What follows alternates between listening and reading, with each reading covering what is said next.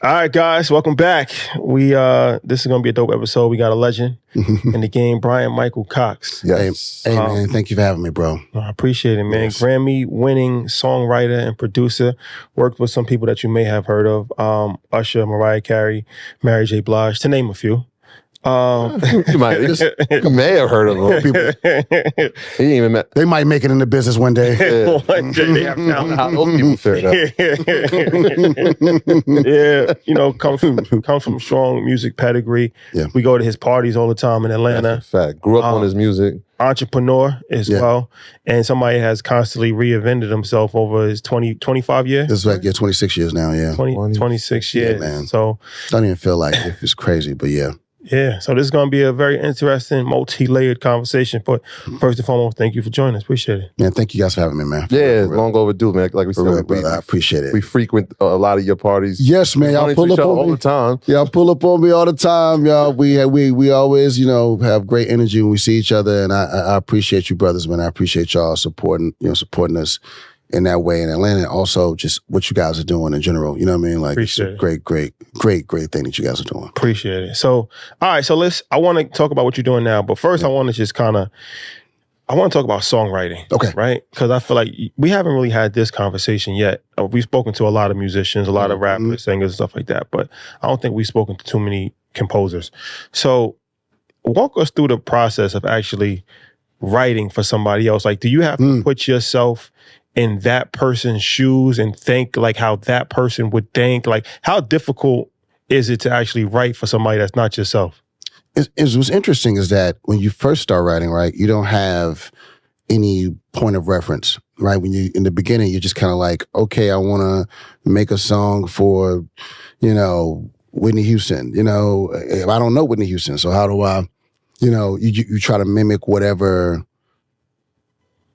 her previous works are, what you would think, you imagine. You know what I mean? You use your imagination like crazy in the beginning, right? Because you don't have access, but that period is when you are like really honing your craft, right? Producing, writing, you're really honing your craft. It's almost like that's part of the 10,000 hours, the imaginative part, right? Mm-hmm.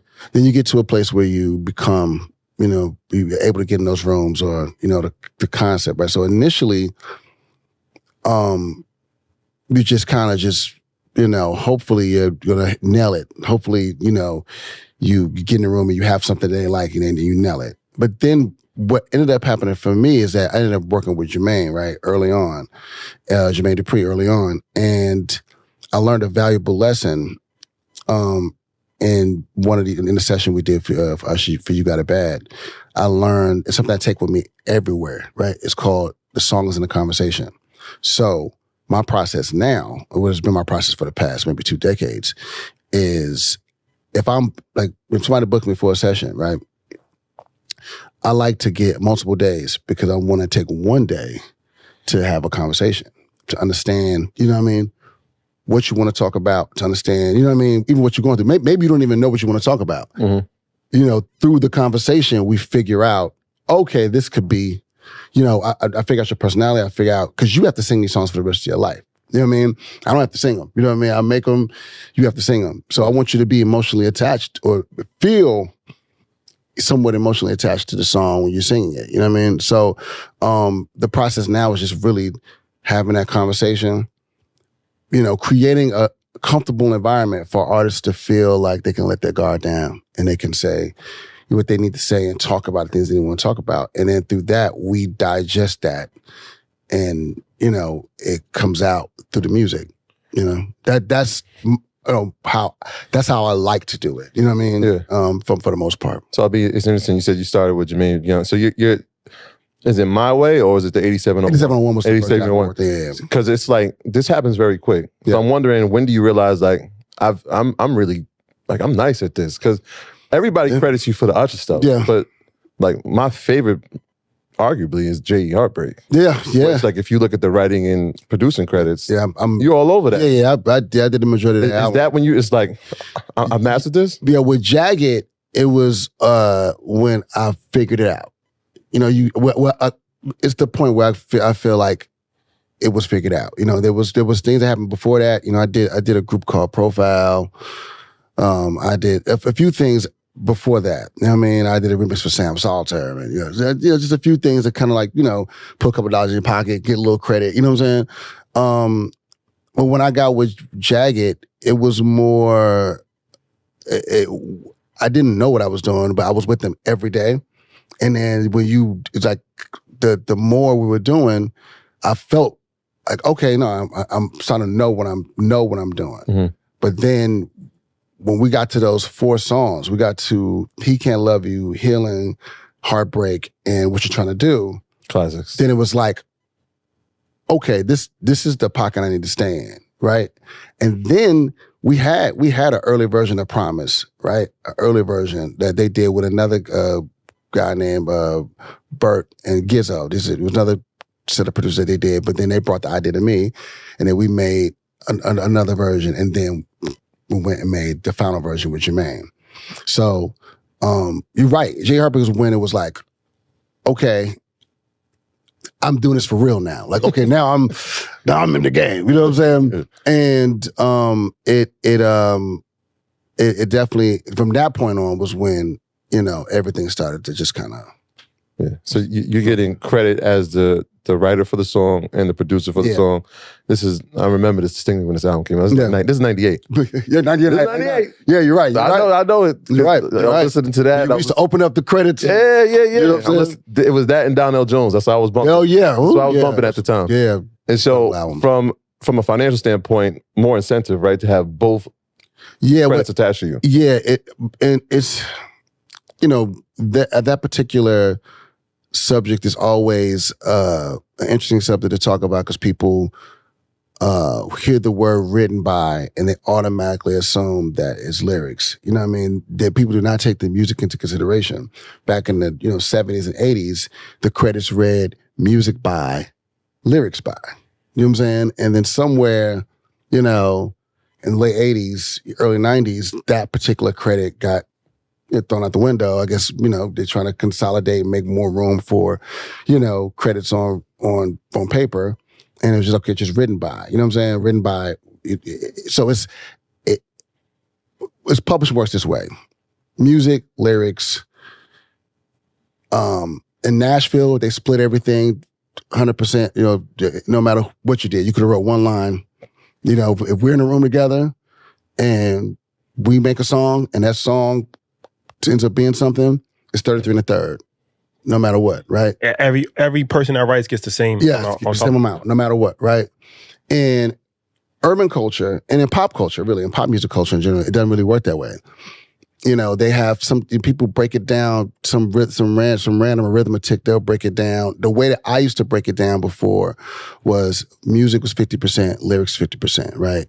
And if you split them, like if me and you made the music and you just wrote lyrics by yourself, right?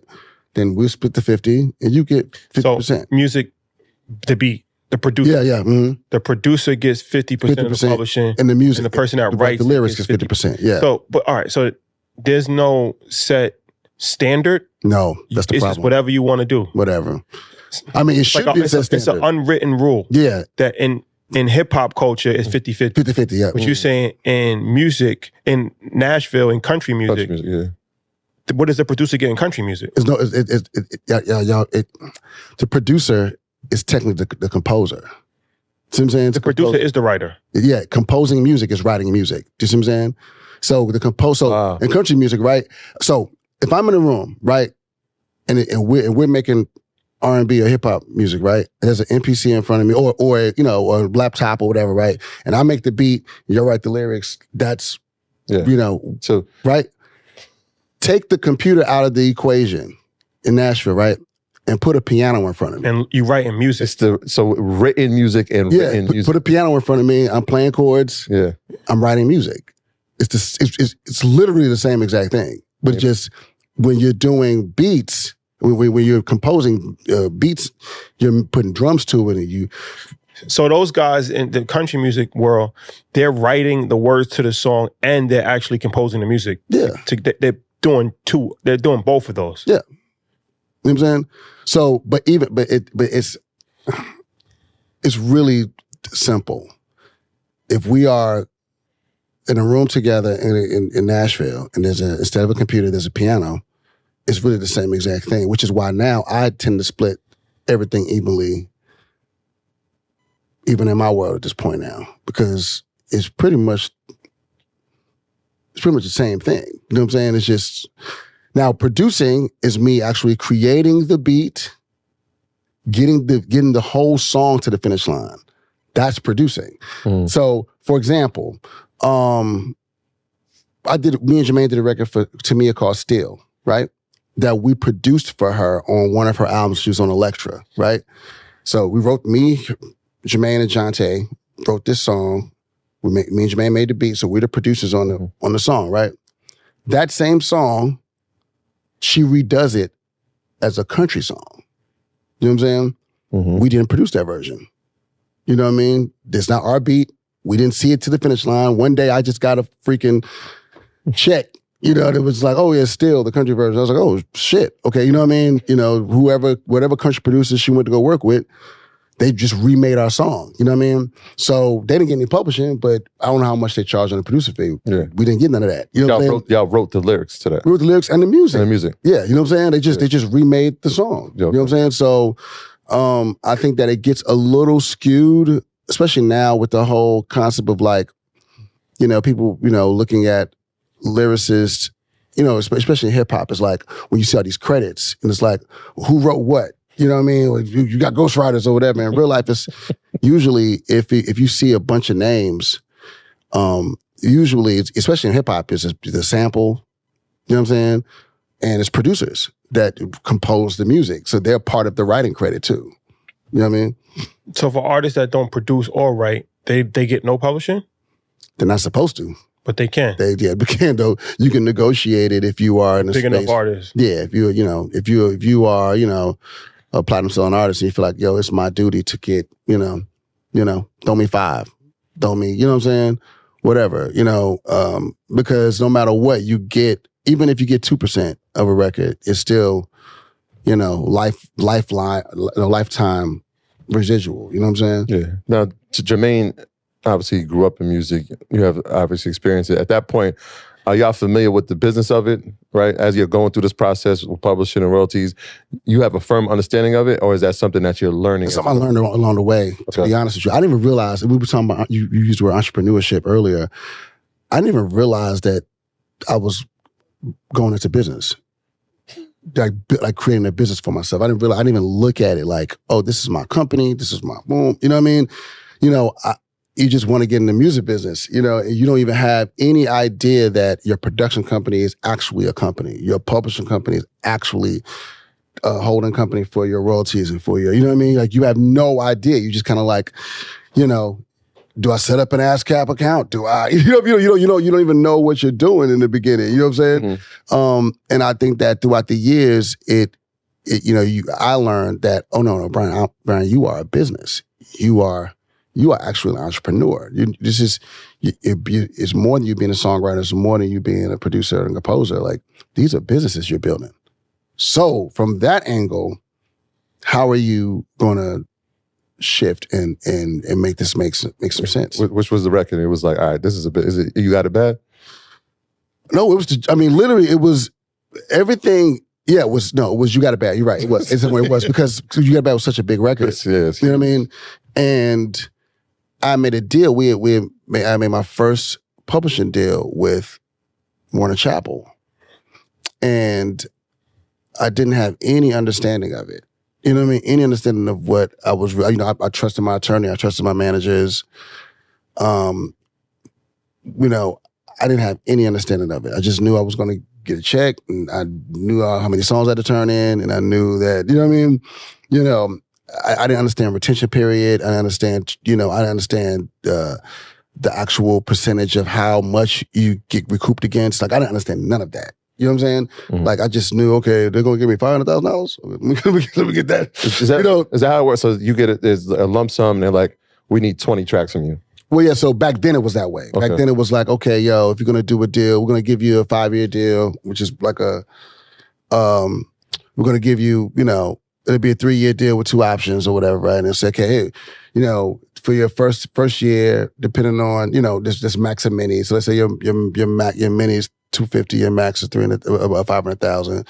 And let's say, depending on who you are, where you are in your career, and depending on what's in the pipeline, they'll give you the max. That's cool, 500,000, boom. And then each year, depending on where you are, the number can fluctuate, right? So if you recoup the first year, okay, cool. We'll roll to your next option. Next option could be more money. But in hindsight, it felt like it was designed to keep you in debt. You know what I'm saying? In hindsight, those deals feel egregious because you don't even understand how you're getting, you don't have any understanding of how you're getting recouped, like how you're going to recoup. It's set up for you not to recoup. Yeah. You think, oh, every dollar that comes in, I got this advance, every dollar that comes in is going to go to my recoupment. It doesn't work that way because they got to get paid too. So what happens is, you have to negotiate that dollar amount too. So if you like 50-50, really you for every dollar, you're getting 50 cents going towards your recoupment. So it's making your recoupment go mad slow. Mm. And you be like, you look up and you think a year later, I should go to my next option. Like, no, you still owe us. Like, how? So illustrate new ideas. Yeah. Talk about, the concept behind that and how that ties in with, records and publishing. Well, illustrate new ideas is an idea that came to me a few years ago. I wanted to really restructure how my business was done. I really wanted to understand the business better. You know what I mean? Mm. And it started out as just an idea for me to do random content and things of that nature. But then, my wheelhouse is music, so then you say, okay, that's what I'm good at. That's what what I do best. Let me lean into that. And this artist, Jack Freeman, I've been knowing him for a minute. And we've been trying to figure out a way to work together. You know what I'm saying? Like, how we're going to work together. I was going to, I would give him a few tracks for independent releases he was doing. And last year I was like, yo, bro, let's just do a project. Like I built this, I'm trying to build this company. Let's do a project and, let's see where we go with it. And in the process of me doing this, it has definitely opened my mind, opened my eyes to exactly what I want to do. So I want to be a safe haven for artists and for creatives. I want them to know that they're going to, we're going to do super fair deals. We're not going to do deals that lock people in, on wild, I'm just not trying to be that person. I've been locked in a deal before for, however long, not able to get out. And I want to be able to have a place where artists feel nimble. So it's a record label. Yeah. It's a label, and I'm doing I have a publishing leg that's coming out. I'm in the middle of negotiating a deal right now for the publishing arm. Okay. You know what I'm saying? Yeah, so, go ahead. No, I was thinking from a creative standpoint, you've been in this game, like you said, 25 years. Mm. There's been obviously a change in music. There's been a change in social media. Yeah. Talk about the impact that it's had on some of the recent success of the things that you've been doing. I mean, TikTok has taken Money Long record to the top. Like, I'm gonna keep it real, man. That's something that was that we could not have predicted. You know what I'm saying? Like, social media has always been. It's the X factor. It's the. You could do the regular thing. They went about promoting her album, Def Jam and Shaka, and went about promoting her album a very old school way, with a single, very old school way initially. It was like, yo, we're going to put this song out, we're going to go to radio, and they did all those things. And they built a proper foundation. And the record was actually doing extremely well on radio already, on like adult R&B radio stations. So we had a number one with that. It was like, she was doing well already. It smelled like a hit already, you know what I'm saying? But top of the year, TikTok had, whoever, the girl with the blue pajamas or whatever that was, crazy. That shit just went nuts. And for me, it's like, wow, yeah. Thank you. That's all I'm saying. You know what I mean? I wasn't ready. We weren't expecting that at all. When you hear it, it feels like era of R&B. Yeah. It just has that feel to it. Yeah. So like when you hear it on the radio, it's like, I remember listening to songs like this on the radio. When you're trying to craft that sound, are you drawing back to that time where it's like, you know, people like R&B's dead, but like, obviously y'all still writing hits. She wanted that sound. She wanted that, okay. She specifically, you know, was like, do the thing that y'all did. You know, that was basically, you know what I mean? It was very, very specific. She was very intentional about how she wanted that song to sound. So what, how much money can you actually might make writing a song? Hot 100, like a number one Hot 100 song, you can make, you know, I mean, as far as it can generate, the song could generate, you know, from on the publisher side, a minimum of $1 million if it's a number one. You know what I mean?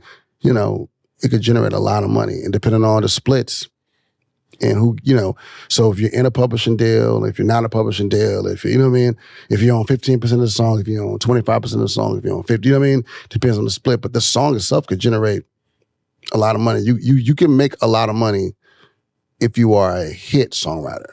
That's if you're a top 100. Yeah, Hot 100. But like the Dream, like, all right, so who's your top songwriter? The Dream, is the Dream the top songwriter? Absolutely. Yeah. Absolutely. So he's making millions of dollars. Yeah, he's making tens of millions of dollars. I looked at that. Just every year, just off of that Cowboy Carter. Yeah, he's making a lot. Well, he also said, he said something about like working with Beyonce where, you know, it's not a regular deal working with Beyonce.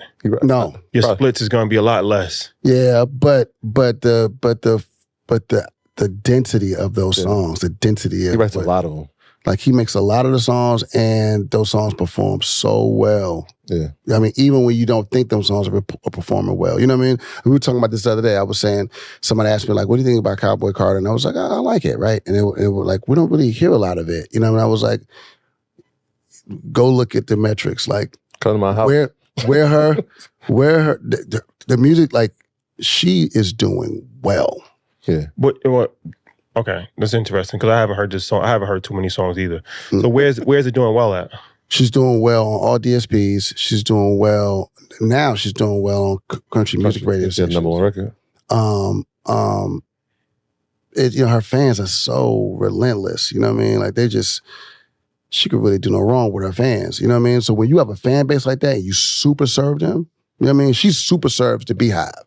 You know what I mean? Yeah. Like no other. Like you saw a Renaissance, like everybody had on silver and was coming to the concert. You know what I'm saying? Silver and black at the concert. So what you think they're gonna be wearing at the concert? Cowboy Carter. Everybody gonna have on cowboy boots and chaps and, you know, cowboy hats. Like she super serves her audience in a way that I haven't really seen an artist do in a long time. You know what I mean? So even though to us, the consumers who are like the general consumers, it doesn't feel like massive, you know what I mean? But for her fans, it's massive. Yeah. You know what I mean? Just take our money. You know, and so if you're the Dream, right, and you are locked into that situation, that's like guaranteed money. Yeah. It's like Every time. Yeah. every time. You know what I mean? So when you have a number one, you got a bunch of them. Let's take Burn. Let's take You Got It Bad As You? Confessions, Part 2, which they said is the greatest R&B record of the congratulations. Appreciate it, brother, yes. When you have a record like that, the longevity of it obviously plays out. But when you make a classic, is there competition within yourself to say, how do I recreate it or how do I top it? Yeah, I mean, always before. I think now it isn't. Now it doesn't matter now. Okay. Because I'm 46 years old. I've been doing this for 26 years, or 27 years now. So it's like, you know, I think that you can get lost in the sauce trying to chase something that was, right? All you could do is just continue to try to outdo the competition is not about the past. The competition is about, the competitive spirit is about, can I make another one? Like it don't even have to be another the same thing. Can I just make something interesting that, people want to hear. You know what I mean? Mhm. And we do it so much now. You know, we make music every day. So we make music every day, all your life. You know what I mean? I've been in the game 26, 27 years, but I've been making music since I was, I've been playing music since I was a kid. So every day of your life, it's like, it's just, you just, the competition is to continue to stay creative. You know what I mean? Mm. It's to hope that the creativity never runs out. So you listen to things, you try to, now it's just trying to stay inspired. Yeah, the writing team, like I said, like y'all make hits. So I know you and Jermaine still write. Do you, Jonte and Jermaine, do y'all ever get together and say, Yeah. let's create something? Yeah. So we Jonte has been leaning more into the business side. Like he went back to college and got his degree, business degree and all that. You know what I mean? Mhm. So he's really working closely with Usher now in that capacity. But we still write. We still have those moments where we come together and do that. Me and Jermaine are pretty much the studio rats. We're the ones in the studio all day, all night. You know what I'm saying? But so because everybody kind of works with each other in different capacities, we're always going to always be in a room together at some point. You know what I'm saying? So as far as this nightlife conversation, Yes. So Yes. I thought the party was called R&B only, but it's Ladies Love R&B. Ladies of R&B. So R&B only is another part. It's somebody else's. So we started out. It's funny because Keith sent me the first flyer that we ever did. He sent it to me. I'm gonna show it to you guys. It's crazy.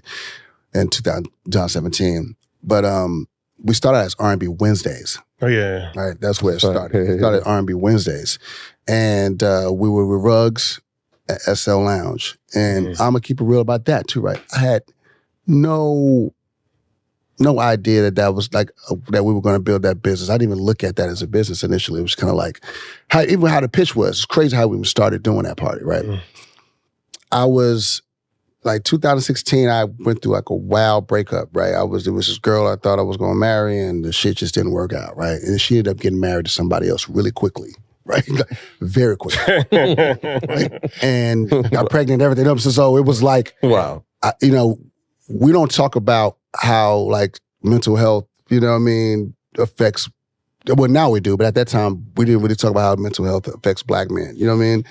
And I remember sitting up, that year was so crazy because it was like my ex-girlfriend got married fast, then my Auntie Jackie had passed away, and then my father passed away. Who passed away? My Aunt Jackie had passed away. Your aunt. Okay. And then my father passed away, right?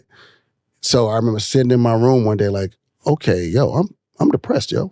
I'm saying like, yo, like this is, because initially I knew I was having a bout with depression, but I didn't want it to be because of the girl. You know what I'm saying? I was like, nah, I'm not going to let this situation, your pride keep me down, right? But then my aunt passed and my dad passed, and I was just like, oh man, I got to go see somebody, go talk to somebody. But in the midst of all of this, me and Keith started, really hanging out. Like Keith was always been my homeboy. We always was cool. He was Usher's best friend. And so we've known each other for many, many years. But we just started like, he'd be like, man, I'm going to pick you up, man. Because, he knew I was, down. So he'd be like, yo, I'm coming to pick you up, man. We're going to go out. And we was literally going to the club every night in Atlanta, right? And this was, 2016, 2017. This is like literally, it's only trap going on in the club. Future heavy. Yeah, it's only trap going on in the club. It's not like a whole lot of R&B going on in these weekly spots. Like there were R&B parties popping up, like the Groove, and Everyday People, and all, those parties were happening. But I'm talking about in Atlanta, every day it was trap music, right? And then what started happening was we'd be at the party, we'd be like, man, this party's so weak. You know what I mean? like it felt dark. You know what I mean? It just feels dark. The energy's dark. Everybody fights breaking out because the music make you want to fight. You know what I mean? Then something started to happen, right? We started going to these parties, and like around like 11:45, right, the DJ would go into an R&B set, whether it was an old school R&B set, 90s, or he would play R&B for like 30, 45 minutes, and you would actually see the energy of the crowd lift, right? Like you see the girls start dancing, you see, you know what I mean? And you actually saw it. So I would be like, yo, man, we need to do a party like this that's all night. That plays this kind of music all night. You know what I mean? And his lady was working at this club. She was a bartender at this club at Rugs Club SL, and we would always go kick it, go see Janine, and and she said Rugs came to her, was like, "Yo, your boyfriend is here all the time." To my Keith, your boyfriend's here all the time. Like, why don't you have him come do a party? You know what I mean? And she was the one. She at first was like, I wasn't quite sure y'all would do a party at SL, but she told him about it, and he was like, "Let me talk to Brian about it." He came and talked to me about it. He was like, "Yo, man, look, I don't know if there's any money in it like that. At least we'll be able to hear the music we want to hear, and we get the drink for free." That was basically the pitch. You know what I mean? I was like, well, I'm in. You know what I'm saying? Like, okay. And I think the first week, man, we made like I think we walked away with $60 a piece, some of that, something crazy. But then what happened was we had such a good time the first night, right? And Ruggs told us, he was like, "Yo, I'm telling you, man, this song did." Like, it was only maybe 10 people in there the first Wednesday, 20 people maybe. But Ruggs was like, "Yo, this is going to jump. I'm telling you, like, don't quit. Like, let's just keep doing it." And like a month later, bro, like the party was lit. Like, and it stayed. When did it go to Red Martini? We went to Red Martini in 2019. No, I'm sorry. In 2020. Yeah. 2020, because we were at Medusa. That's what I said. The first one was in the Medusa. We were at Medusa before.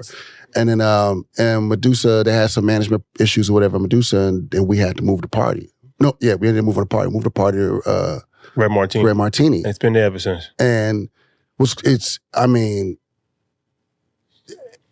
the location, like Red Martini is just one of them spots. It's just like, it's easy to go to. Everybody knows where it's at. You know what I mean?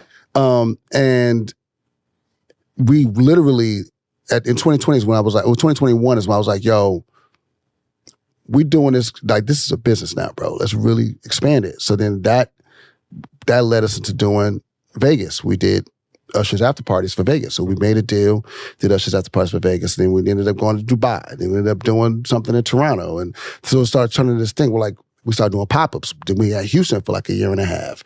So it's turned into this thing where, like, okay, yo, this is like a real viable business. It's one of these things where, so we got introduced to it from Alex, Good Energy. Yes. And he always got like the best table of. Yeah. So he's the one that introduced us. That was back in the Medusa days. Yeah. And then shout out to Mixmaster David. Mixmaster David, yeah. Bro. He actually did my birthday party. Oh, yeah. That's a good dude, man. So what happened is that, once we started getting this vibe of like this R&B vibe, you never really realize what you're missing until you actually see it, right? So we've been going to parties all our lives, right? And it's just, you just adapt to what is being played, right? So we adapt to trap music. We adapt to, in New York, it's heavy Latin influence, reggaeton, heavy. You just adapt to whatever it is. But just that R&B vibe, I'm like, damn, this is dope. Like, you know what I'm saying? Like, I didn't even realize. And then we interviewed Jimmy. So you ever heard of Jimmy Cafe in the Bronx? So the owner, Jimmy, legendary restaurateur, and he's had a bunch of different clubs and restaurants. And we was talking to him, and we was saying, like, back in the days, there used to be a dress code to get to a club, right? Yes. Hard bottoms. Like, if you wanted to control the element, you had, but the dress code has gone away. There's no dress code anymore. So I'm like, well, how do you control an element without, like, profiling people, right? And he was like, you do it through music. Yeah. Oh, bro. And then I never really thought about it like that, but he was like, yo, if you want to control the element and create a vibe, play the music that's going to weed out the nonsense. Yeah, 100%. I'm like, no, it's crazy. I was telling somebody this. I was like, at Red Martini, even in the history of our party, Ladies of R&B, right? We've had maybe, 2 or 3 things that were kind of like questionable, like altercations. One thing happened outside the club before the guy even walked in. And then when it happened, we actually deaded the party at SL and moved it. You know what I mean? People feel comfortable in that space. People feel it because the music is going to dictate the energy. Facts. You know what I'm saying? And if we playing, you listen to Jodeci or Mary J. Blige or if you listen to some, you ain't gonna want to fight, man. You try to. And the tough shit's gonna go away when Tevin Campbell's. But it's also the type of person that even wants to come. Yeah. You got to be in a certain mind frame to even want to hear that kind of music. Exactly. Exactly. I don't want to. 9 times out of 10, if you're in that mind frame to even go to hear that kind of music, you're not going to be trying to ice grill somebody all night. Like that's not. You're not in that mind frame. And bro, I'm gonna keep it a buck, man. Like, we've always had a lot of women at our party, but the influx of women the past like maybe 3 months has been ridiculous. Like, absolutely ridiculous. Book our flight. Cue up. Like no doubt. Absolutely ridiculous. Like this past Wednesday, I was like looking around like, yo, this is really insane. Like I women I've never seen in Atlanta. Women like, oh yeah? Like I'm like, what's up with this? What's up with this? You know what I mean? You know, on a Wednesday to get people who got 9 to 5 to come out. You know what I mean? It's an incredible party. Yeah. It definitely is. I listened to R&B my whole life, right? Obviously listen to hip hop, but I'm in there singing every lyric in there with y'all.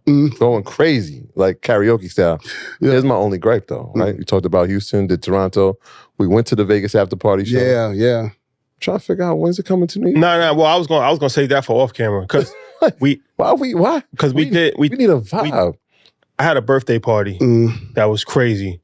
So Kenny Burns hosted it. Yeah, wow. And David was a DJ? Yeah. Oh, that's great. So they were saying that like, yo, we need to kind of have this, because it was very reminiscent of an era that we grew up in New York. Yes. Like I had AZ perform, The Lox performed, Ghostface performed, Jeezy came, Mello was there. So it was very 90s New York vibe, right? Crazy. So as you was talking, I was thinking like, we need to do like a rooftop this summer, New York City. Do that. And just have that element. Let's do that. Like, at first I was telling somebody too, my boy Ryan last night, I was like, yo, like New York, this shit feels really good up here. You know what I mean? Like random, I'm staying in Brooklyn. I went to some bar in Williamsburg last night. The DJ was rocking. I walked by and I heard the DJ rocking. I walked in and I was saying to myself, like, yo, like we need to do something here in New York. We got to figure this out. You know what I'm saying? Because it's just it feels good. It feels like summertime is getting ready to be crazy. That's You know what I'm saying? That's what it feels like. It feels like one. It feels like it's coming. Like summer's coming. You know what I mean? As long as we thinking on the same page. Yeah. No, I feel very, very good up here. Like I was like, oh, this feels great. But let me ask you the business model of like, because a lot of people, that's another business that a lot of people want to get into is like party promoters.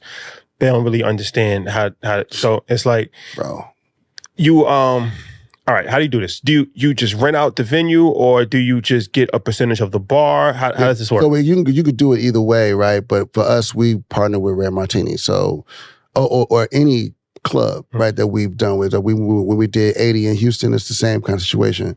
We basically work out a percentage of everything, though, for us, because food, bar, hookah, you know, and then we take 100% of the door. Now, mind you, we are, you know, considered now established, you know, an established brand. So these clubs are more willing to cut better. Yeah, they're more inclined to do those kind of deals with us.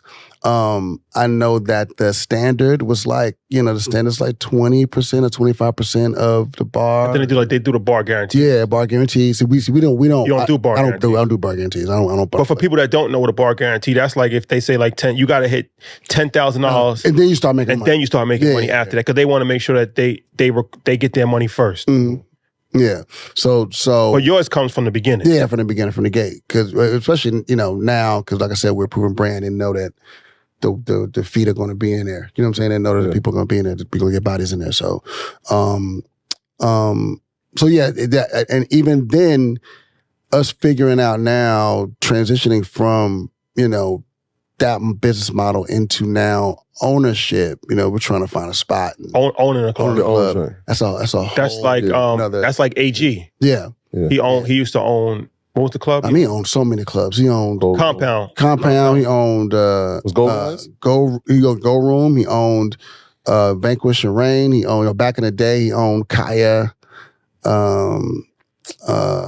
What's the spot? I mean, he's had a lot of clubs. Mm-hmm. AG's like he's like the club, the nightlife legend of ATL. You know what I'm saying? Is there because I'm wondering the formula for Ladies Love R&B, you, Keith, Mixmaster David, is there a way or is there maybe a thought of licensing it to where? Oh yeah. Where DJs can do it somewhere else. Well, we're talking about it. We're trying to figure it out. Like, you know, me and Keith own a trademark, and we own the brand. We own the trademark. So We've definitely talked about it. You know what I'm saying?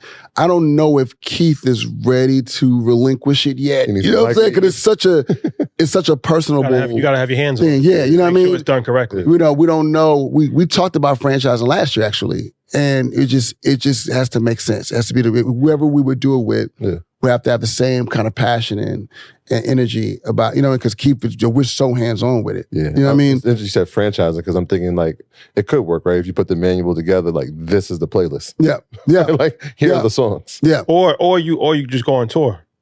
Well, a tour, we're definitely going to do that. We're doing a tour, and we also want to do, we're going to do a concert series. So we've already started the process. With artists singing? Yeah. Like almost like a, like a DJ Khaled type thing. Yeah, but like live. You know what I'm saying? Bring different cities, different artists. Yeah. So bottle service. All right, let's talk about this situation. Because you ready for this? I was going to the clubs pretty much my whole entire life. Yeah. So I actually saw it transition from before there was no bottle service. No, just at the bar. Then the bottle service was like a very small VIP. Actually meant that it was VIP. So right? I just told somebody. I just walked in. I literally just told somebody that was like, VIP was just VIP. It wasn't the whole club. It wasn't the whole club. Then before you know it, the whole entire club became bottle service VIP, right? And then the markup on these bottles went from 150 to 200, 300 to 700, 800. Like sometimes you gotta pay $1,300 just to get like a little stand-up table in Miami, right? So it's like, as a nightlife promoter, I know it's good for your revenue, but do you think that it's not really sustainable? Like, do you think that it's kind of messed up the club to have? I think it messed up the club. I think it messed up the club. Absolutely. I think that granted, in my personal opinion, this is also, take me out. I'm taking my business self out of the equation at this point. A person who came up DJing in clubs, who makes music that plays in the clubs, who actually enjoy going out. When I was younger, I remember going out and you could bag a shorty at the bar. You know what I mean? At the bar, buy home, what you drinking? Yeah, buy homegirls. 5 round of drinks for them, and 2 rounds, and you like, you know what I'm saying? I remember though. You know what I mean? I remember that. Those days, and also you could take the shorty out to the dance floor, and y'all could dance and y'all could talk, and like there was more interaction before this bottle service section business model. There was more people interaction. You know what I mean? Right now, there's really no. You can't meet somebody at a club. Unless y'all going to the bathroom, pass. You can grab her. Yeah. You know what I mean? You gotta bring your party with you. You gotta bring the party with you. Scout that. You grab the wrong person. Because she might be with somebody. You never know. So you still, it's like the interaction, the actual club interaction. You know what I'm saying? The people used to go to the club to do. Meet somebody. That's over with. That's over with. Now it's like, look at me, how many people I got in the section with me, look how many bottles I got. It's a whole different kind of vibe now. You know what I mean? So that's what I'm saying. Now I'm making my duty to really roam the club. If y'all been there, I roam the club because if I don't, I won't see anybody. Right, that's a fact. You know what I'm saying? Everybody just stays in that section. Yeah. If I don't roam the club, I won't see anybody. So, is that BMF that revolutionized bottles? That era, yes, that era. I don't think that they intended it for it to be like that. They were VIP. Just in it. You know what I'm saying? But it's like once that's real VIP. Yeah. They literally they ruined the economy in the club, right? Because they raised the value. It's like home comps, right? Like once somebody pays $1 million for a home, every home in the neighborhood is worth $1 million. True. So, and I wasn't there. You was there. Yeah. So from what the stories that I heard, they spending $1 million, $500,000 in the club. It never really. They didn't come back down. Yeah, exactly. So, they inflated. I remember one time, at Visions, and if I'm correct, I think Slim was with me. Slim Thug was with me. I can't remember, but I remember we were trying to get bottles. Like we went to Vision, and Alex put us on the table, and we were trying to buy bottles. And Alex was like, "Yo, there's no bottles to buy," and I was like, "What you mean? There's no bottles to buy?" Like literally, they bought every bottle in the club. You're gonna have to go talk to him to try to get a bottle. Basically, what the strategy was: if I buy all the bottles in the club, the artists and the producers and the creatives will have to come talk to me and then I could establish a relationship. establish a relationship. Give them a bottle. I'm gonna give them the bottles. Like the bottles ain't shit to them. Yeah. You know what I'm saying? So then because you go talk to the homie, kick it with him, take a few shots with him. He's like, yo, man, grab what y'all want. You know? So then it's like, so that you're right. In that way, from an economy perspective, it did just mark everything up, and then it just never really came back down. But kind of a little bit, you know what I mean? But it's not like how it used to be. Yeah, back when literally it used to be, if you had before that era, if you had a bottle, you were somebody. You had if you were walking in the club with one bottle of champagne, like yeah, bro, you doing it, man. You got you know what I'm saying? Like not that white stuff. Yeah. Exactly. I know. No, but like it's definitely not like that now. But you know what's interesting though? The trend that I'm seeing now is, okay, bottles are still a thing, right?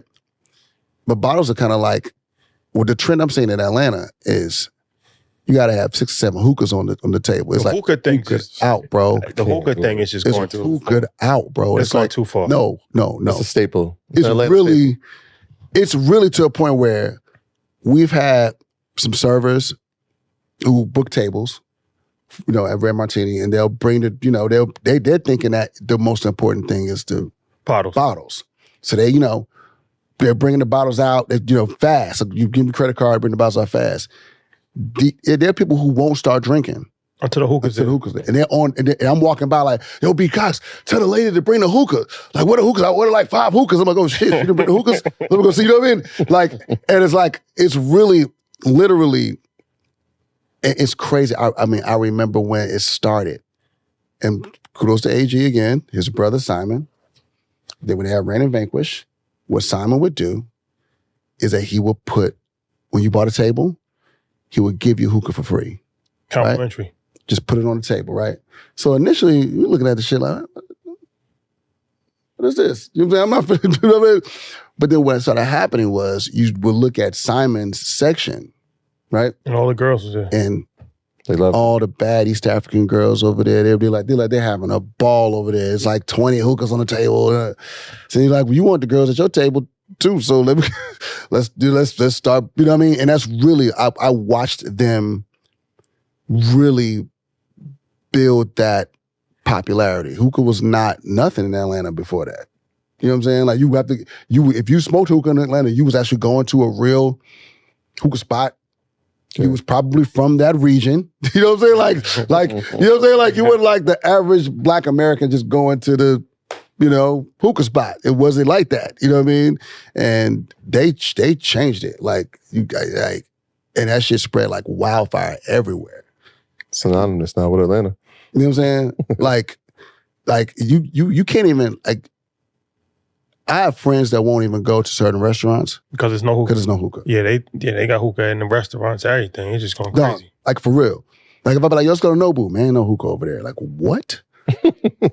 You're gonna pass Nobu up because like, crazy? You know what I'm saying? Like, okay, well, I see you guys after. I'm gonna know. Like, what? You know what I mean? And granted, we're all guilty of it. Smoking hookah, we all smoke hookah, but it's like, bro, like I'm not gonna not go to a 5-star restaurant because there's no hookah in there, bro. Well, the hookah thing is kind of, you know what? It causes issues because it takes up a lot of space. It's actually kind of like dangerous too. It's dangerous and cumbersome. Yeah, and you have to you gotta go under, it's like over, like double dutch. Please. Yeah, it is dangerous. It is on coals.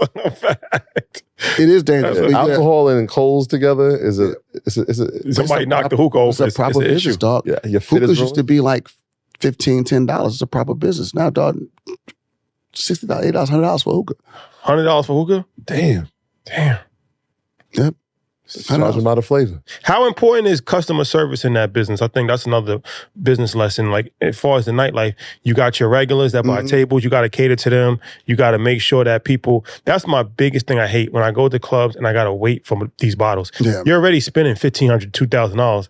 And then I've waited sometimes like 40 minutes. I'm like, yo, bro, I just want the bottle. The bottles, bro. I just gave you guys two bands, bro. Talk about the importance They're of right there, service. guys. Well, for me, that's another reason why I roam the club, because I want to make sure that people are getting what they need. You know what I'm saying? So, for me, customer service is everything. You know what I mean? And we try to embark that on, you know, on the service. You know what I mean? Like, yo, like, and I would say 85% of the time they get it right. You know what I'm saying? But it's hard, you know, and when it's packed and it's busy, it's like, I understand how difficult it is to navigate, you know, in the club, but customer service is everything, which is why I roam the club. Like, if I'm roaming the club and I see something that's, I'm like, yo, y'all good? Yo, they still ain't brought you out? So you hands on. Yeah. With security, everything. Yeah. So I think what makes the party so successful is because there's an era of just great music. mm-hmm. To make this thing sustainable, it has to have a continuation of eras of great music. Yes. What do you feel like the state of R&B music is right now? Like we you know, for every Summer Walker, it's like, it's a good who's question. the next person? I think R&B is actually primed to be in really good shape. You know, you have Coco Jones, you got SZA, you got October London, you got Lucky Day, you got Jack Freeman, you got, you know, you have all these artists that Brent Faiyaz. Yeah, Brent Faiyaz. You know, you have all these artists, Division. I've been trying to tell him like how big Brent Faiyaz is. Yeah, Division. You know, you have all these artists that are now like really serving the R&B genre, like Kenya Dixon. Like, it's just so many artists I can name that I think that are now serving R&B genre proper. Cleo Soul, Naomi Sharon. You know, just a lot of artists now that want to do the music, that want to actually do that music. So I think that we are going to be in good shape. I feel like we're heading towards a space where we're going to see an influx of new R&B, new traditional R&B music, you know, coming out. You know what I mean? Versus the, and I know there's a lot of, you know, toxic R&B is like so popular now. You know what I mean?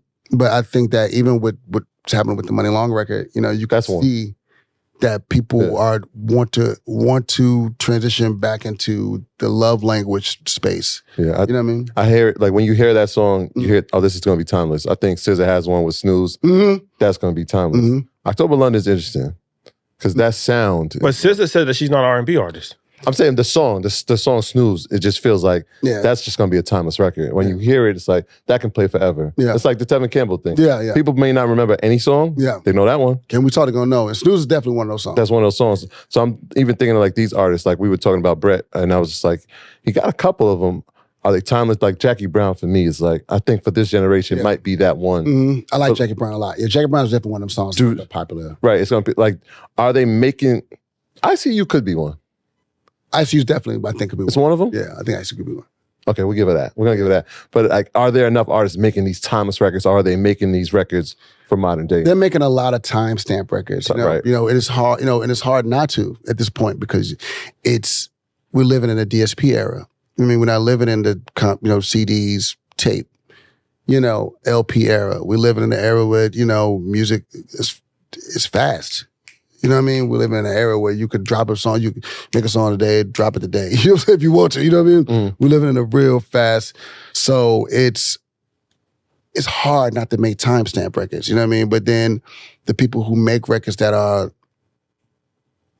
you know, that are timeless, or they strive for timeless, they stand out. You know, like, you know, I think that Silk Sonic's Leave the Door Open is a record that's going to play forever. Yeah. You know what I mean? It's super syncable, super, you know what I mean? Yeah, I think that's one of those songs that's going to play. You know what I mean? No matter what. It's not going to be like, oh, remember that song they made? You know what I mean? You know? It feels it. You can feel it. Yeah. So,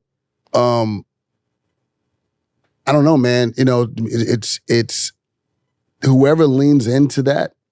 You know what I mean? Yeah. Like if you know, I feel like Brent is an interesting. He's interesting because it feels like he is the timestamp. You know what I mean? Which kind of makes him timeless. You know what I mean? You know what I mean? Like he's the guy that everybody's kind of like. You know, when I hear like a Four Bats, I feel like he's trying to do Brent, even though Brent. You know what I mean? You know what I'm saying? He's like he's trying to do that. It's like. Yeah, it's like that's what his goalpost is. You know what I mean? So to me, Brent is he is the sound of the time when it comes to these young cats coming up. But I think that if Coco Jones leans into her classic shit, she has the sound. If SZA, who says she's not an R&B artist, which I understand her point of view. You know what I mean? Because a record like Kill Bill, which was #1 on a pop chart, as soon as you make a record like that, you're not an R&B artist no more. You know what I mean? And so I understand her pop star play. Yeah. You know what I'm saying? Yeah. If she was a white artist and had done Kill Bill and Snooze, she would be a pop artist. There wouldn't. You know what I mean? Mm-hmm. She's Taylor a black Swift. She would be like, yeah, or or competing in that space. Right. Mm-hmm. But because she's a dark-skinned, thick black chick, and she's been known to she's made R&B music for so long, it's like you start making alternative music and people still and you make alternative, start making hits. Yeah. And it wasn't like she, Kill Bill's a smash. You know what I mean? So it was like The Weeknd's a pop artist. I would consider him a pop artist, but he considers himself R&B though. He considers himself R&B? Yeah, people consider The Weeknd R&B. I'm with you. You know what I mean? I think he's pop. I think he's pop too, though. I agree with you. I agree with you. Yeah. I agree. I mean, even from the House of Balloons album, I always thought I never put him in when those mixtapes were coming out. I never put him in an R&B box. I always felt like, oh, this shit is alternative. I feel like you know what I mean? R&B is like it's Usher, it's Chris Brown, and then everybody else falls under that. But then there's a different. I think even Chris Brown has ushered in a subdivision of rap R&B. Yeah. Even like Tory Lane, like that's that. Yeah. It's a rap blast. It's a rap. They're like literally rapping. There's singing lyrics that should be rapped. Yeah, blast. They're like black. they're like harmonizing it. Black, It's traditional R&B. When I use the word traditional R&B, I'm thinking Usher. I'm thinking old school like Mary J. Blige. Because like these dudes will do 6 bars singing, then they do 4 bars rapping, then they'll, and then they might have a whole song rapping and song singing and like going back and forth with it. Yeah. And Chris Brown can really rap. We seen that. Yeah, I mean, dog. Dog. I was like, wow. That ended quick. I mean, quick. I was like, yo, my man, like, well, wow. You know what I mean? Like, I was like, that. How are we gonna respond to that? I thought that was so just crazy because I was like, you hear the Drake and Kendrick thing, it escalated. It was like it was slow and then it just you know what I mean? Then it escalated really fast. Chris Brown didn't let that man breathe, man. Like, for real. Chris was like, I'm talking to you directly and I'm gonna tell you know what I mean? Like I'm like, yo, my man is scathing. Like, yo. You know what I mean? That was offensive. It's brutal attack. I was like, well, that like you said, that ended quickly. There you have it, ladies and gentlemen. Yeah, because I was kind of like tuned into that one. Like the other, the Drake and Kendrick initially, I was like, oh, it seemed like they're gonna be, it's gonna be a little banter for a little. I thought it was gonna go on a little longer. I thought it was gonna be like, I'm gonna come back to that. I'm watching the Chris Brown Quavo shit. That shit ended fast. I was like, oh man. Well, speaking of that, Drake gets a lot of criticism for not writing his rhymes, allegedly. You as a writer, right? But hip hop is different than R&B. I get. Yeah. Do you think that discredits his legacy? Because Kanye West doesn't write a lot of his stuff at all. Kanye has a lot of people in the room with him. Right. But Kanye's also Kanye. He's a producer. He's an entity. He's the vision, right? And it doesn't discredit him because he has so much Right. back there. That's what I'm saying. People don't criticize Kanye the way they criticize Drake. No. Because I don't think people ever looked at Kanye as a real MC. As a real rapper. You know what I'm saying? I mean, not no disrespect. Kanye's one of my Even like favorite college dropout era, One of my graduation, they don't look at I mean, the stories are legendary in how the labels was clowning him. You know what I mean? Yeah, Because legendary how they thought, he willed himself because people doubted him. You know what I mean? Mm-hmm. They never viewed him that way. as a real rapper. Yeah, so he always wanted to be viewed that way. They never viewed him that way. That's what willed. So he's not held to that same Yeah. standard. He was dead nice. Huh? Graduation. No, Kanye, one of the greatest to ever do it. His Like- No, he's yeah. Outside the assistants, he's Yeah, dead let's nice. not like he's him. You know what I mean? When it comes to, his legacy. But yeah, so Drake, how do you Yeah. feel about this situation where it's a constant thing? You as a writer, what's your take on this? Well, first of all, Drake is actually a superb songwriter. I think that people, when you have collaborators, sometimes those collaborations can be maximized a little more than what they really are. And I will say this. When you have the Quentin Miller demos, that's where it gets a little weird, right? but I've known Drake to be somebody who's always been, that was always his strong point. Him writing was always his strong point. Mm-hmm. Now, he's always had a flair of R&B in there. He's always had a flair of, you know what I mean? So I think that maybe that is what is part of the discrediting too. As far as the MCs, MCs, when he came out, it wasn't, the rap singing thing wasn't really a thing. He revolutionized. Right? Yeah, he revolutionized. So you have people who are rappers looking at him like, Who's the singer? he's a singer, Yeah. not a rapper. Yeah. You know what I mean? So he already kind of had an uphill, battle to climb. He was already going to be uphill with that, right? And then you add, then when you start, collaborating with people, because I mean, even, Jay, who we all, admire and look at as one of the greatest, probably if not the greatest, right? I'm not saying he had collaborators, but he was inspired. Biggie inspired.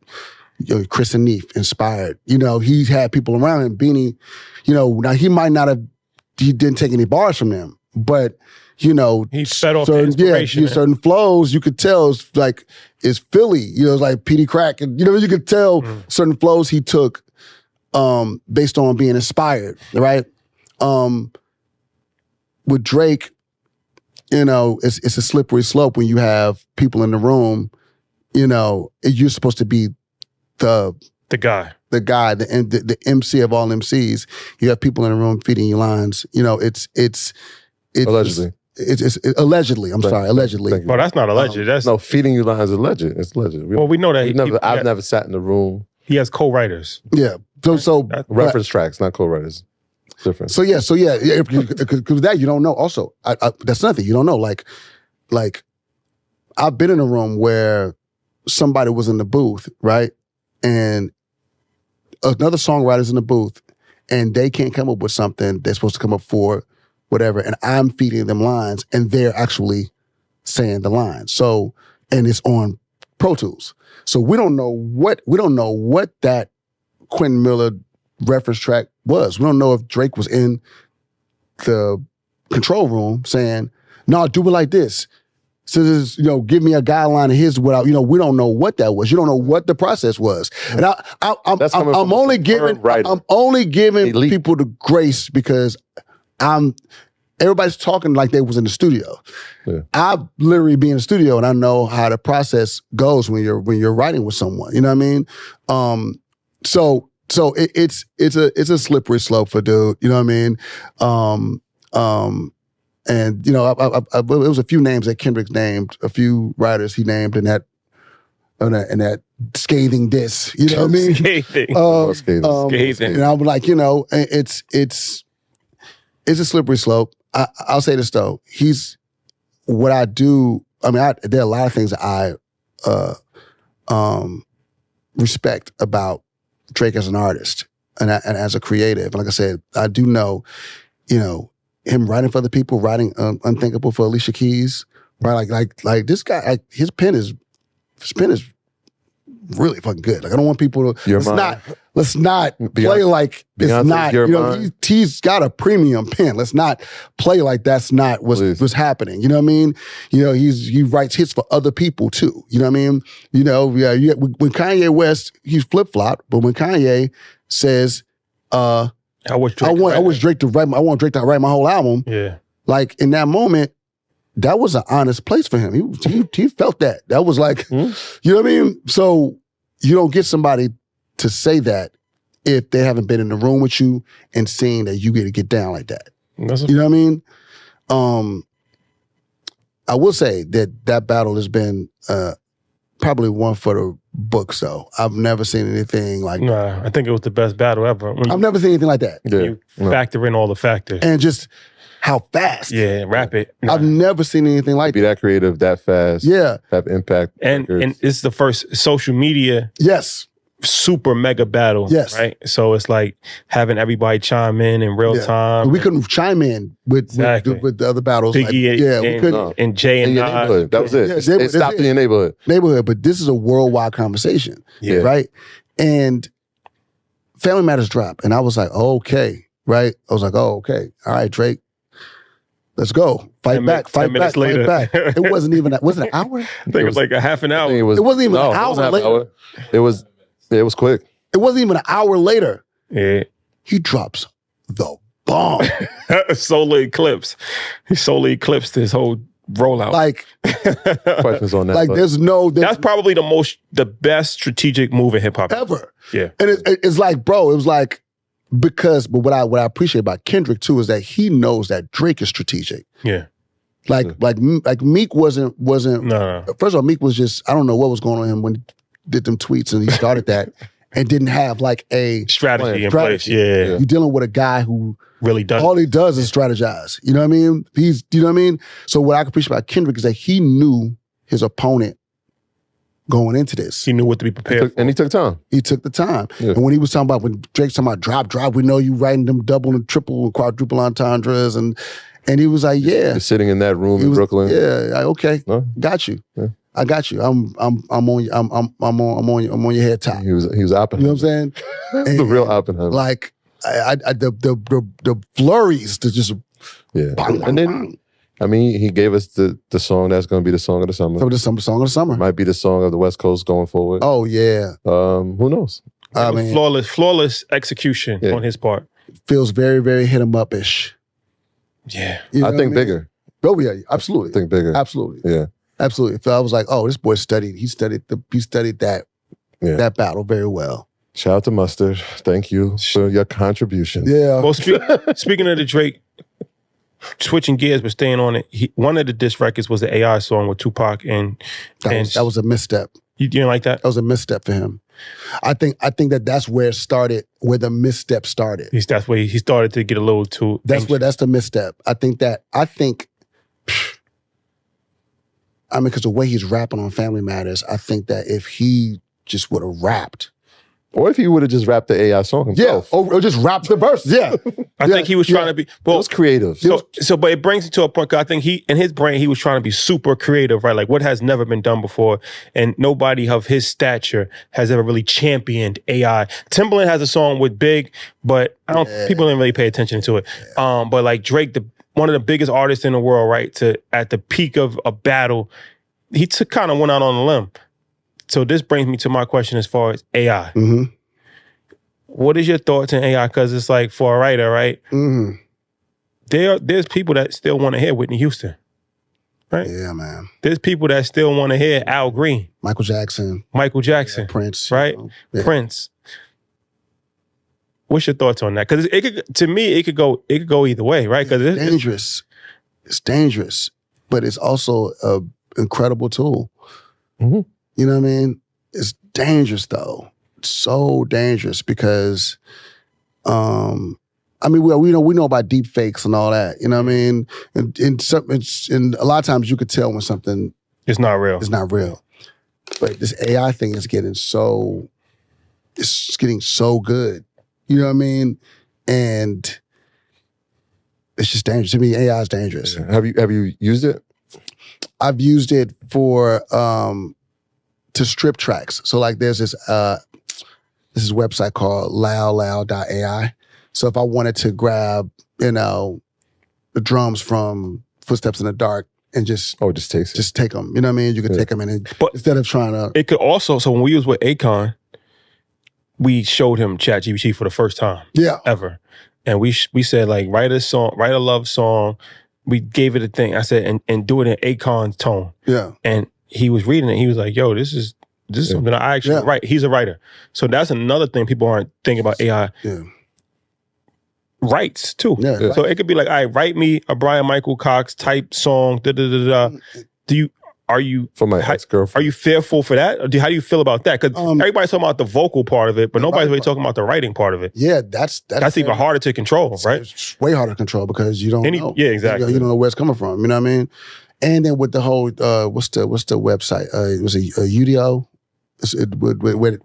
where they're making like the whole where they're like making mock versions of era of like time era songs, like how like the Metro got how the 50s versions of like Sexy Red, right. So that was crazy. Yeah, so like, which is, and people thought a lot of people thought that shit was real. It's a fact. You ever think that people make music like this back in the 50s? No way. It's like this is the original sample. Yeah, like, Sexy you know what I'm saying? But it for me, it's definitely scary, but the reality is that's where it's going. So at the end of the day, you either, try to regulate it or, you can't fight it because at the end of the day, right now it's new and it's fun or whatever. Well, you could try, because that's so in the Hollywood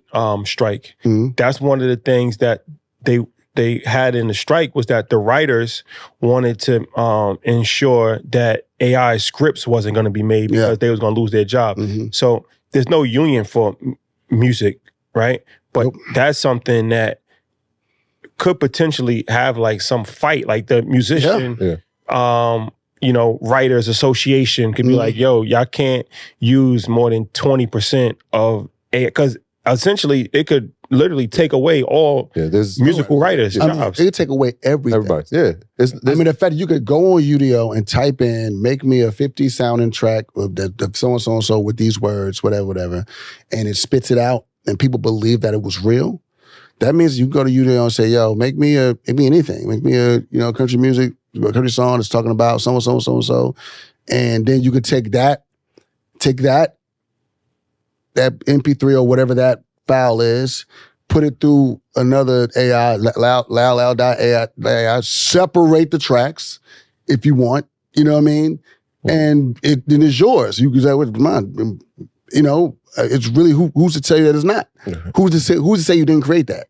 There's nobody that can say you didn't create it. It becomes a tough competition. From one on the soul side, it's like, I could prompt it to have me write a song based on Michael Bryan Cox and say, all right, I want that to be towards my ex-girlfriend. I want it to feel like Confessions did, and they can create that. But what it also can do is say, all right, not only do I want the song to sound like it was written by you, but I want it to sound like it's written by Dream as well.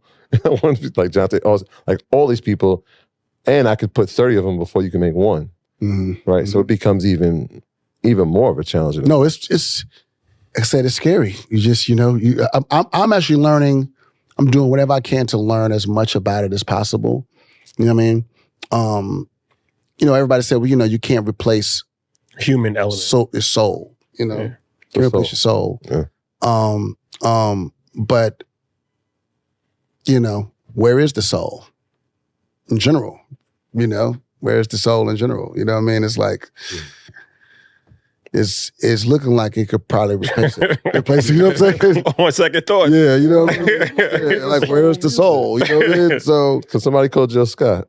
Yeah. So it's, AI is very, very, it's controversial. It's interesting. I'm trying to learn as much as I can about it before I like really, really, dive in and say, that I'm for it or against it. I just know that I do know it's dangerous. Well, before you leave, any new initiatives? I know you got the label you're working with. Our guys at LVRN. Yes, my boys. Josh, what up? Yeah. Tune, what up? Yeah. Guys, so yeah, what's on the horizon that we may have not spoke about that you definitely want to get out there? Well, I'm still working in the capacity with LVRN as executive producer, so we got a few things in the pot cooking right now that I'm excited about. You're A&R. Actually, I'm just an executive producer now. I was A&R last year. Okay. But I'm just an executive on the A&R team now. And then I'm doing, and then I have my company Illustrate New Ideas. You looking for talent? Yes. How can people? You catch me on my Instagram at Bryan-Michael Cox. And they can send you music? Yep. Send me music. My email address is bmpc.mp3@gmail.com. Or you can send me music at brian@lvrn.com. So yeah, I'm looking. I'm really, really like around the clock looking right now too. So, let's build it up. Let's do something. Let's do it. I've been on record saying this, so I want your opinion too. I think Post Confessions, because that to me is the best body of work from any R&B artist, maybe any artist. I put Illmatic and Confessions like that. Those are my 3 favorite albums all the time. Yeah. Outside of Post Confessions, what have you listened to that you said this is a classic piece of work? I said that SOS is probably the best album that I've heard. I think Over It might be in there. What are some other bodies of work from the R&B genre that you had? This is a classic. This is a masterpiece. Definitely since his last album, we can say SOS definitely. It's a good question. What am I listening to? I think Snow Allegra had a classic. Snow All the Allegra? Fields? All the Fields? I think it's a good album. I think it's a classic. Got some classic songs. I think Frank Ocean's album, the first album. The first one? Channel Orange? Channel Orange. Channel Orange is crazy. That's in there. That's in there. That's 2011. Yeah. It's crazy. It's crazy. Yeah, I think that what's crazy? I was, I really enjoy Watch the Throne. Really enjoy Pablo. St. Pablo? The Life of Pablo? I don't know why I like that album specifically. Don't say nothing, man. Don't say nothing. I really like that album. But I mean, we know his magnum opus is My Dark Twisted Fantasy. Though we know that's his greatest piece. That's his best piece of work. You know what I mean? Kanye. It's a masterpiece. Those are all masterpieces that we agreed on. I think St. Pablo we didn't agree on. He got a lot of them. Let me think. I'm drawing a blank. I liked what album I felt like I'm gonna keep it real. I like Lemonade. Well, yes. Beyonce's Lemonade. Lemonade. The story, the visuals, the visual, the continuity of the album. Lemonade's dope. Lemonade. Just some really, really, really great songs on there. Dope body of work. That's there. We got that on the wall. Yeah, I'm trying to think. What else? I was a little apprehensive about this album when they first dropped. Cause I didn't know where it was coming from. But now that after listening back to it, I think that people overlooked this album because it just kind of came out of nowhere. But Usher's and Zaytoven's album I like. That's the last joint? No, that's the album. It's a couple albums ago. They got the car on the front. Yeah. I listened to the album was Usher and Zaytoven. That album is a really good one. There's a joint that I really like. Yeah, he got some songs that I really, really, really like. Like wish that they would have actually went after. You know what I mean? Yeah. And he kind of just dropped it and it's kind of like they didn't really go after it. You know what I mean? But records like Say What You Want and Peace Sign and like he got some joints on there that's go crazy. That should be bigger. That's very slept on. You know what I'm saying? Yeah. I'll tell you, can I give you one last slept on? Yeah. Day 26. Yeah. So everybody, that's out of everything I think that's a classic. Out of everything that I've ever worked on, right? Of all the things I've worked on, that album always surprises me when people say it's a classic, but it really shouldn't. Because I told somebody, I was telling Sway yesterday, I was like, I really took Day 26 personal. Right? I took that project personal. I took that whole process personal because the 5 guys they picked were my 5 guys. That I had picked. So I really, like, when I got into the studio with them, first of all, I love working with groups. I love working with male groups. I love working with groups in general. So, because I like placing voices in different, I like hearing different timbres and placing them somewhere. You know what I mean? It's like a really, really big, beautiful puzzle for me, right? So I listened to the album and I was like, oh, these songs are really good. Like, like when you're making it, you just kind of like personal. And album number one, I was happy about it, but I was just upset that that Bad Boy and Atlantic didn't really go as hard as I thought they should have went with the promo. You know what I mean? Yeah. There were so many great songs on there, so many great singles. I feel like they just coasted on the television show. And it was like, Atlantic, Bad Boy, y'all, where the promo team at? What y'all doing? Let's do this like it's a 112 album. You know what I mean? But I took that album personal and I listened to it recently and was like, damn, I could tell like this album was good. Really good. Did you write Co-Star? I didn't do Co-Star. Co-Star's fire though. Whew. Fire. That's a good one. You know what I'm saying? Yeah. Since you've been going, that's yours. Yeah. Since you've been gone, exclusive. I did a bunch of songs on So you youngins out there, together. go give it a listen. Well, Run Since You've Been Going Up. Well, my brother, thank you for joining us. Man, thank you guys, man. I'm sorry I was late, man. My apologies, but I'm glad we got a chance to talk. It's all good, absolutely, man. We gotta have the R&B pop-up activation at InvestFest. Yeah. That's going. You know what that InvestFest is? Yeah. Yeah, we should do something. Let's do that. Yeah. I think I came to one. I came to InvestFest last year because you had Jermaine. Yeah. You had Jermaine last year. Yeah. Shout out to JD. Yeah. Nah. Let's do that. That's easy. No question. Let's do that. It's not even no question. Let's make that happen. You know what I'm saying? Bet. And whatever. Let's figure this New York rooftop thing out too. No, for sure. That's gonna happen. You know what I'm That has saying? to Summertime is coming. We need to do something. New York, you should thank us now. Thank us now. Thank us in advance. Yes, absolutely. All right, y'all. Thank you for rocking with us. We'll see you next week. Peace. Peace.